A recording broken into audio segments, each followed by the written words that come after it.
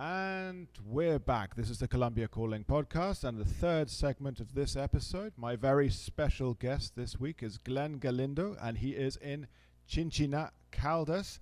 And we're going to talk a little bit about the projects that he's been running for some years in this very, very scenic town in the coffee zone. So welcome on the Colombia Calling podcast, Glen. How are you? Thank you so much for having me. I've actually wanted to be on your podcast for some time, so I'm going to enjoy this opportunity very, very much, Richard. Thank you. Well, there we go. The flattery, as we say always, will get you absolutely everything that you wanted. You're on the podcast, and well, we're discussing you. We're discussing you and your projects, and it's very exciting. Now, give us a little bit of a background. How does let's say a Marine veteran end up in Chinchina, Caldas? Unexpectedly, just life happens. Yes. So I've been busy in the U.S. Running a nonprofit around the education field, and prior to that, yes, I was a Marine Corps officer, and just came to a point in my life where I thought it would be fun to explore outside our U.S. borders. And an opportunity came. I was working with in a nonprofit, working with university students, promoting the idea of spending time abroad, including that in your experience. And a friend of mine had a company that takes medical missions, students of nursing and pre-med background abroad to do medical missions. And I had been in Colombia years back in 2007, where I had a short stint. I came out here to be the best man at a wedding, as it often happens. One of my best buddies came out here to Colombia, went to Medellin, and fell in love. And I was the best man to be. Mm-hmm. So I came out here to help set up his wedding. I enjoyed it so much. I came back that summer. Got myself a TEFL certification, taught some English, loved it. But back I was doing graduate school at that point. I went back and life rolled me forward. And then later on, when my friend had the medical missions program going, I told him, we should consider Colombia. I had a wonderful time. So long story short, he gave me the opportunity to come and set it up for their company. So I came out and was to select a place where safely and in a positive, wonderful experience, these students would come and have a wonderful medical mission. And I came, set it up, fell in love now with the landscape of the coffee region, with the people. Relationships started building, friendships. I thought, maybe I'll do this myself for a little bit. I did. And I did it for a little bit and then for a little longer. And again, decided I think this fits in my life. Never been happier. I've now spent 7 years operating and living in Colombia, in central Colombia, and have now projects that span the whole country. Amazing. Just to give us a bit of a background, a medical mission is where, I guess, healthcare professionals come down and lend their skills in a less, developed region? Or, how would you describe a medical mission? Sure. Well, there's different ways that's done throughout the world. In this particular case, we primarily brought and bring still students, and either pre-med students or nursing students, undergrad programs, or professional nurses or doctors who simply want to come and learn and serve, depends where they are in their careers. In Colombia, we hire professional medical doctors and buy the medications here locally, because when you treat locals, you want them to be able to continue purchasing the same medications that serve them well. So everything's done locally, and the inbound, primarily Americans and Canadians, are here to learn, to observe, to share, and just have a wonderful academic as well as personal growth experience. I assume this is a far more hands-on experience, for these guys coming down as students, to come down and get really, knee deep in society and healthcare in Colombia. How long do they usually spend down here? Usually it is a school break. So whether it be a Christmas break, a spring break, or 2 weeks in the summer. And you organize everything for them, the logistics, where they're going, what they're going to be doing. I mean, this is where you come in. Certainly, as a former Marine Corps officer, logistics and risk adversity and just management of logistics operations, that's what I do. Excellent. And so it's we're responsible that they have a fun educational experience and do no harm, which is the latter part's equally as important. Yes. That's very, very important indeed. Now, Glenn, I want to ask you quick. Well, you've gone from this as well, and you've gone on and moved on, and you are now doing sort of English teaching programs and so on. How's this working? Well, like initially was not really planned, and it just sort of happened. I allowed myself to stay where it felt right, where it felt good, and I was happy, and we began forming those friendships and relationships.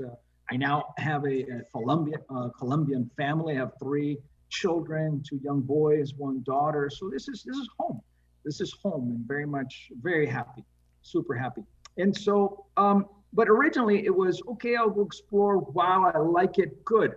I'll throw my savings into this, and my God, I'm gonna live, I don't know how long, 2 or 3 years I thought, and give myself a break.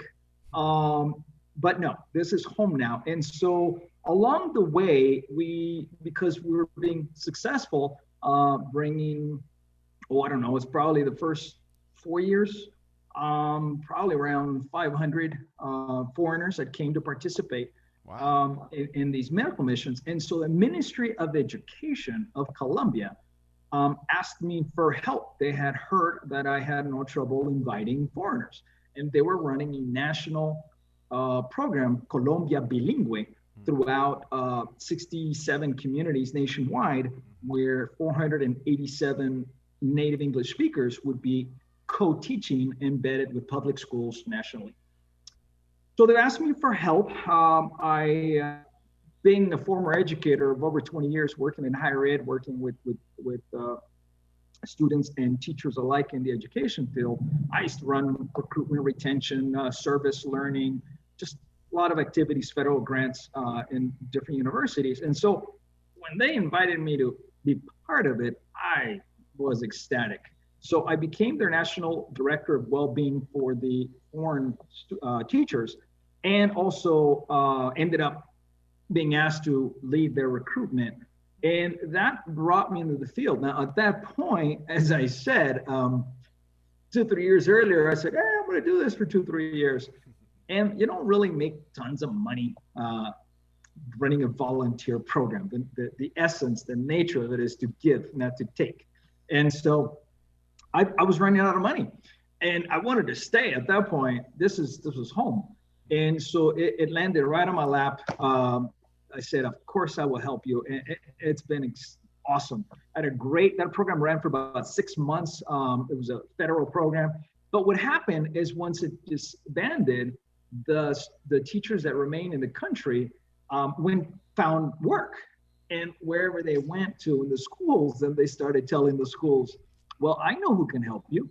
And I started getting calls from principals from private schools at this point saying, hey, can you help us?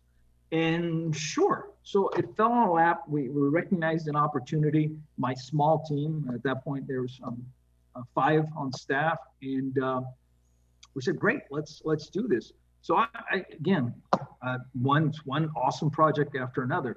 So we got busy. We now have a little over 100 private schools that request not just English teachers, but teachers of all fields, social science, math, biology, chemistry, art, music, primary, certified, preschool, does not matter. There's a great deal of need. I mean, I was given the opportunity to be first at a national level, to be the fly in the wall, and then they gave me the mic to be part of the design of the National Bilingual Program. And so now I got that experience, and plus my background in working in higher ed, and also as a teacher. I've taught high school, I've taught pretty much K through 12 and taught at universities. So now I'm being asked by principals in Colombia, hey, could you help us to build, to structure, to improve our bilingualism culture, our bilingual program? It's been nonstop. It's awesome, and we continue to grow. We've done immersion programs for public and private schools for students, statewide teacher programs. It's just been nonstop. Recently, well, not recently now, when the pandemic hit, again, where there's a problem, pay attention because there's an opportunity, because there's change happening. There's change happening. And so when the pandemic came, of course, all volunteering stopped. The last volunteers we had was a group of professional nurses from New York. They hopped on a humanitarian flight that went back to fight the virus, and all inbound, of course, volunteer teams and individuals. At that point, we also started having individuals come, stopped. Most everyone who was a native English speaker that was teaching in the country also hopped on a humanitarian flight, and off they went back to England, to wherever they were from, Canada, US, Australia. So things change. And I found myself with some time, and I decided I've been advising Colombian teachers to also seek their opportunity to go teach abroad, to realize that next level, that next challenge, to go to a native English country.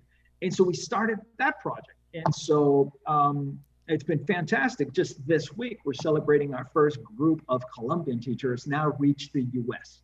So now it's a two-way.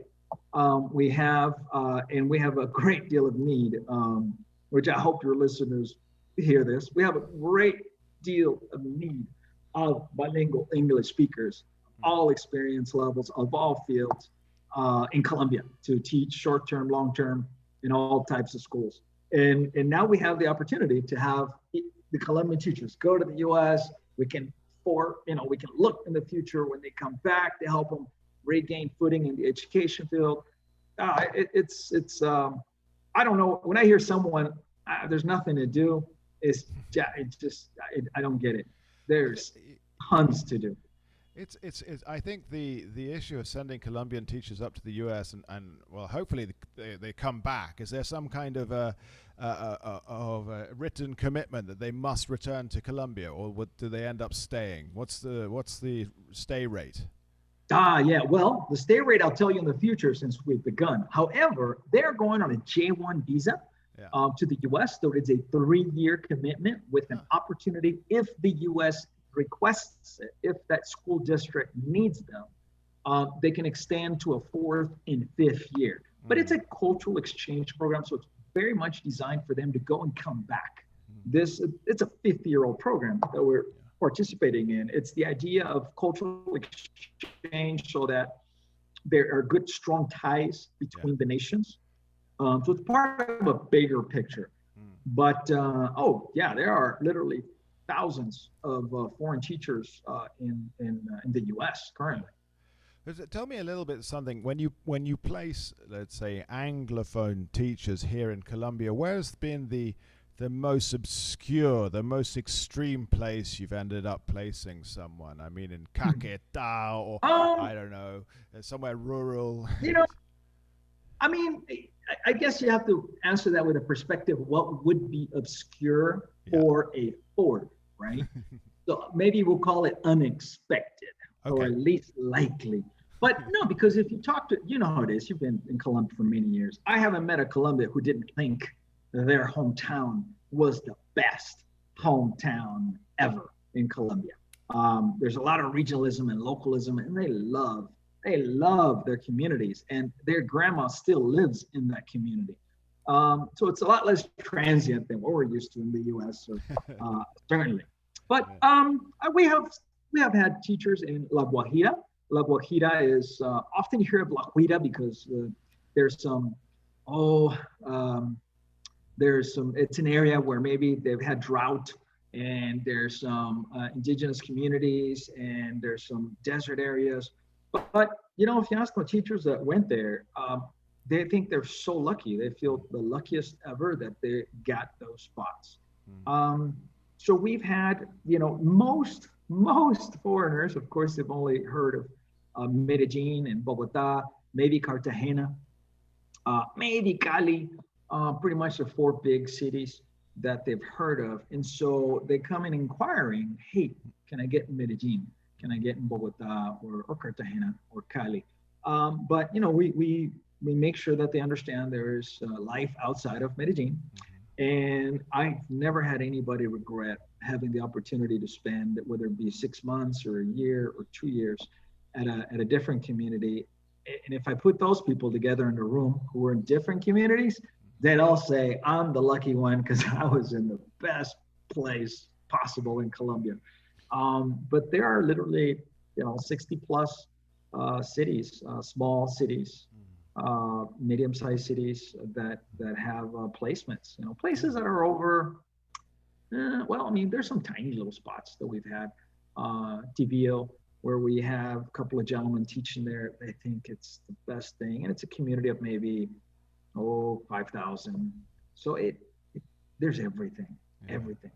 And these volunteers that come down, I do have to ask, of course, there's all the due diligence is done. They have their police background checks. They're checked out. These people are going to be legit in the country. They're not just sort of, taking advantage of a situation. You guys do organize this as well. Sure. Well, let's differentiate volunteers from paid teachers. Yeah. And even within paid teachers, you must differentiate between, an IB school, international baccalaureate, international bilingual school. It's going to be a different profile of teacher, from education, from background, from years of experience, from types of degrees.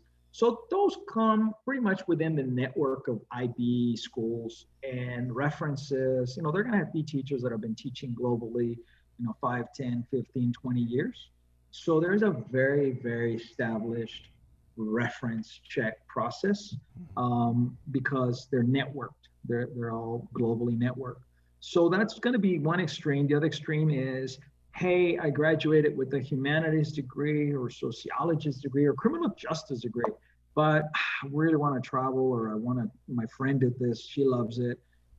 Can you help me start my teaching, whether it be trial, experiment, first experience, or maybe they've decided, yeah, I'm going to spend 3 to 5 years doing this.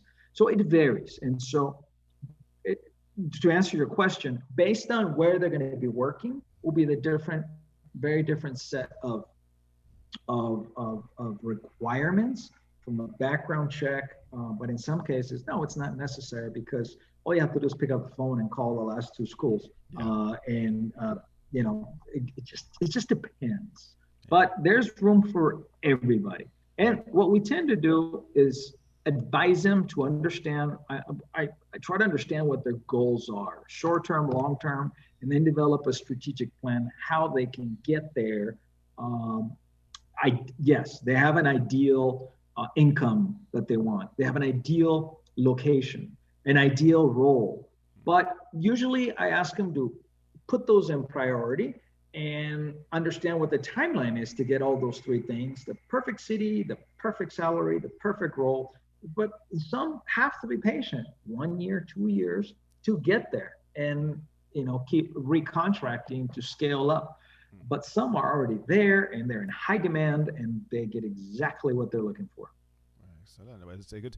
I mean, what I'm taking from all this, Glen, is that you've obviously made a home here in Colombia, and you've seen it for what it is. It's a country with everything to do, and with the right spirit, the right attitude, the right people around you, and the right project, it can be done. I mean, you seem to have overcome any initial hurdles, or have there been bumps along the way that have made you think, you know what, I've got to trash this, I'm going back to the US?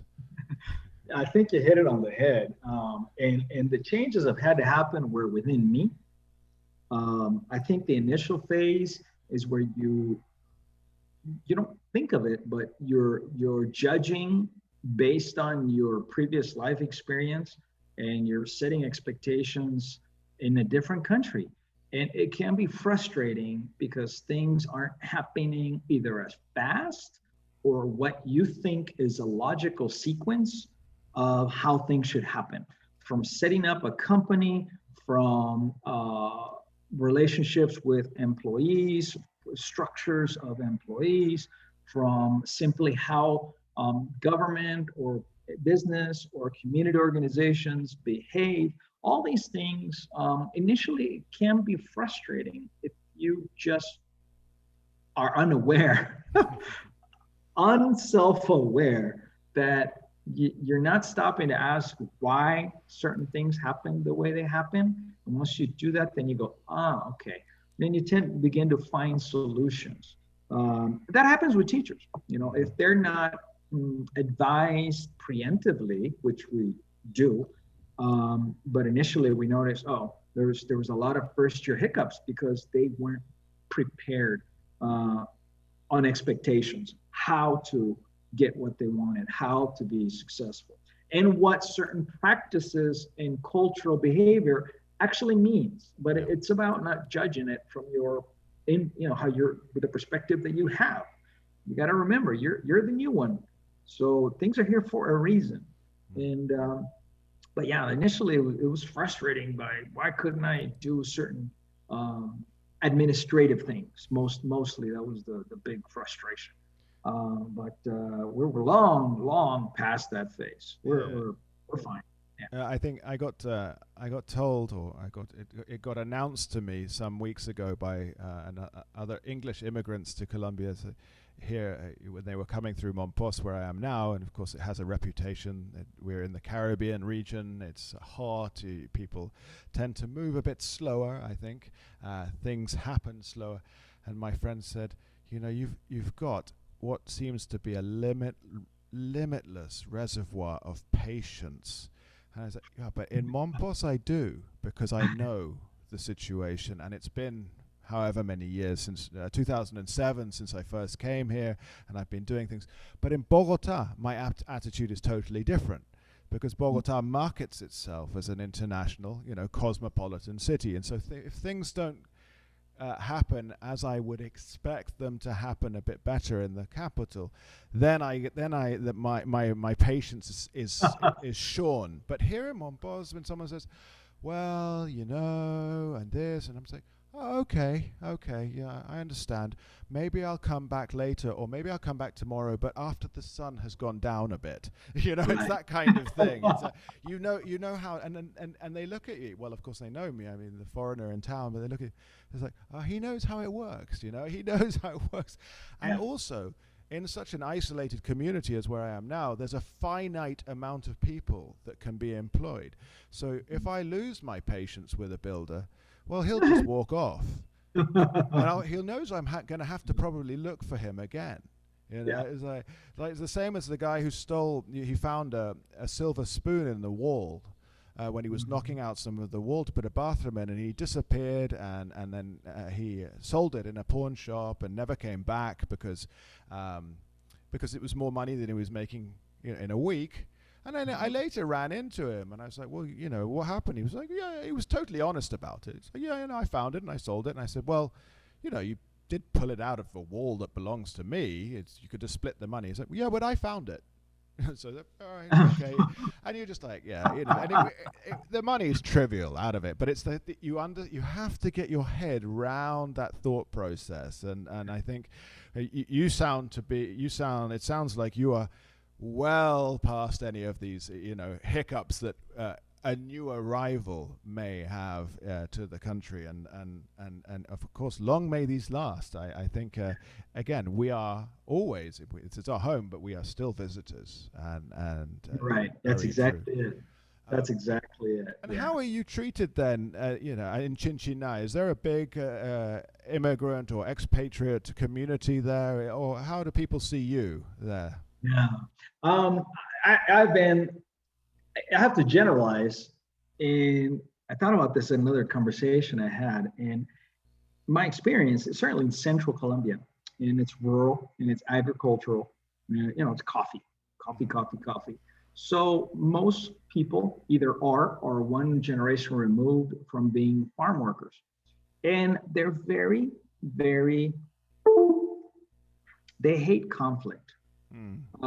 And when someone who has not been to Colombia might, what do you mean they hate conflict? But I've saw the movies. I've heard, the drug wars and Pablo Escobar and all that conflict. How can they hate conflict? Well, the reason, my theory is the reason why some very few, very mean people pulled off what they pulled off is because 99% of the population was so passive, respectful, calm, just nice, super, super nice. One remaining frustration sometimes that I have is generally Colombians tend to, at least in my experience, they will do everything they can to avoid conflict.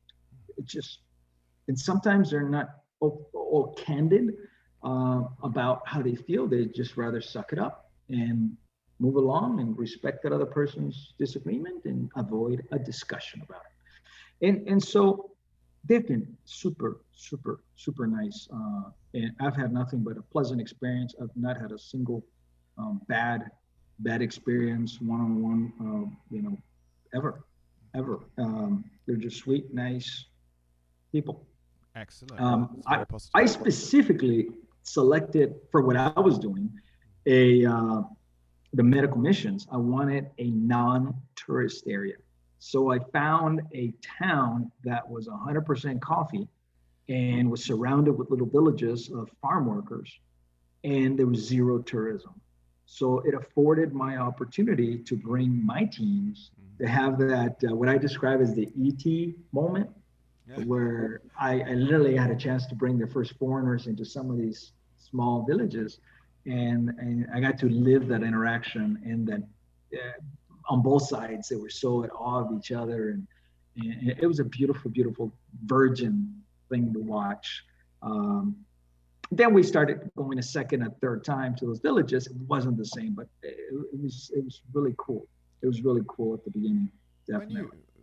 When you do your, let's say, inductions, because of course they have to be done to sort of enable people to understand where they're going, is there a political element that you bring in? Listen, the politics of this region tends to be more conservative or more liberal. Please try not to push your politics on people. Is there something that you say to them along these lines? No, not really. But again, most of the immediate communities, the volunteering that we do is in the immediate communities. The teacher staffing is nationwide.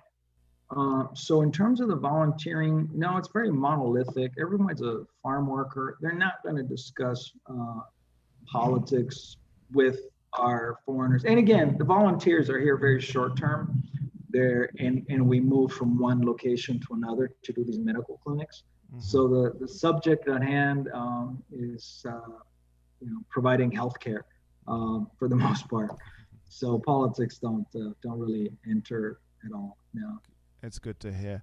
So tell us about this new project of the Graduate Bilingual program that's going to get people new educational opportunities. Man, I tell you, that is something we've been working on for some time. I have to clearly state that it's something we're pending approval by the state of California, but we hope it's January. It might slide until next June. We'll see. But it's an agreement with an articulation with a university in California, because it's not approved. I won't say the name. But enrollees, Americans, residents, and American citizens are going to be able to enroll in a bilingual education program, what's defined as work-embedded residency model. And there's a few around the country where it's intended to, in the US, to help grow your own paraprofessionals, to expedite them graduating with either a bachelor's or a master's in education, so they can serve in those high demand school districts.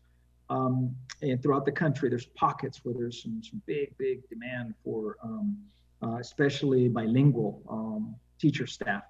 And so they're going to be able to come and work full-time at our partner schools, whether it be primary or secondary, and they'll be working full-time. They'll have their salary as teachers for a 2-year contract, but they're going to enroll part-time on a shortened master's or shortened bachelor's degree online. They'll have a mentor assigned to them, someone with a graduate degree at the school and through our foundation, as we're structured as a nonprofit organization who focuses on education and health projects. And they're going to have access. The cool part is they're going to have access to full FAFSA financial aid. So whether it be a student loan, whether it be a GI Bill, whether it be any scholarships, anything that they normally would have while attending a school, an accredited university in the US, they're going to be able to do it while working full-time as a teacher in Colombia. So that we hope, the first year we have a couple of hundred enrolled and throughout the country. So we're getting things ready. We're getting our schools aligned. And we hope we light it up in enrollment for January over the next 2-3 months. Anybody out there listening, if you wanted to be in a very much a graduate bilingual education program, immersed in a country of Spanish, how perfect, and no longer just taking time out from life, but actually using your time wisely in your career as an educator, while your cost of living is much lower living in Colombia. Hopefully you'll look us up. Or if you just want to teach for a year, we really need a lot more native English speakers to return to Colombia and teach. Yeah. So where can people find you, Glenn? Where can they look up all of these websites and so on? All right. Well, there's two, since we have two sides of the house. If you go to Minga House, Minga, M-I-N-G-A, mingahouse.org, that is our volunteering and nonprofit foundation website. And a more specific for teacher recruitment is mingateachers.org. And there you can enroll. You'll see my number right on the homepage. Be happy to be your advisor and explore, listen to what your goals are, and give you a strategic plan how to reach them, short-term, long-term. And I hope your listeners call. I hope to hear from them. Well, there's definitely people out there. There's definitely people out there interested in this kind of thing, because I have put some people together, and I know that an NGO who I am a trustee for in England made a call for an intern, and someone heard it on this and became an intern for the NGO. I mean, that's one listener and one episode, but equally so, there are people out there listening for this kind of thing. And I think in a situation such as the one we are living, where you're getting people now, maybe they're double vaccinated and they've been cooped up for so long, or they've decided, well, the life that I have chosen for myself up until this point is now no longer appropriate. I am reassessing my situation. I want to go and give back. There are people out there of this nature. I, aged 18, turning 19, went and taught as a volunteer this will age me, in Ukraine, 1995. So just recently after independence from Russia, but it was one of the most formative experiences I ever had. To really understand as a young adult another part of the world and live with a family. And I don't speak any Ukrainian or Russian, but it was a really, really important experience in my life. So, to anyone out there listening, anyone who is considering it, check out the websites, and I mean, what would you say to, as we wind this down, Glenn, what would you say to any potential volunteers or workers about the mindset that they might need to have in order to come to Colombia? Oh man, just be curious. Be curious about what you're going to learn. Be curious how you are going to react in a different setting. Be curious how you are going to grow. Come with curiosity. I say that culture is behavior modified over time for reasons. Be curious what those reasons are. We're different throughout the world, not just because it's random. No, different experiences, incidents, situations, physical, geographic settings, resources, conflicts, all these modified, just like in natural evolution, we physically evolved and all the animals evolved, right? But as the virus is evolving, so culture is the same way. It's behavior. So come with the curiosity of, hey, how come you do that? Why do you do that? And not judge, but try to be curious. And the funny thing is, sometimes the locals don't even know why they do some things, but because it's happened over time and generations. But there's a reason. And we could have a whole show about that, about unique cultural behaviors, and about how. And then if you break it down, there's a reason why initially, and then over time the deviation took to a whole different custom.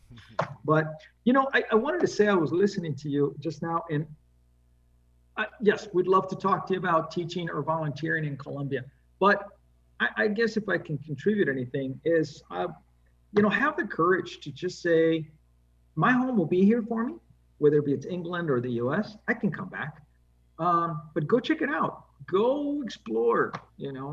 Time is not an infinite resource. So find the time to go and explore. And now we are in this global community. And I love being an American, but I don't have an itch to go back tomorrow. I'm still an American living abroad, and there is tons to do in a national scale outside of our home countries sometimes. So if you have fun, and I do projects in life. I believe everything's a project, a role. Shakespeare said, life is a stage and where you play a series of roles, right? And each role has a beginning and an end. So play it to the fullest, and go somewhere and play a role. You can always retreat back home. It's okay. Or you might just find a whole different long-term chapter in your life. And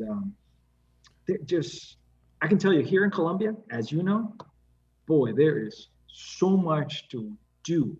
And I don't mean just in the helping a person as a volunteer. No, whether it be business, whether it be in having an impact on a segment of the population or an industry or innovating. I love that. I love that there is so much that I can actually have an impact, as we're doing nationally, on bilingualism.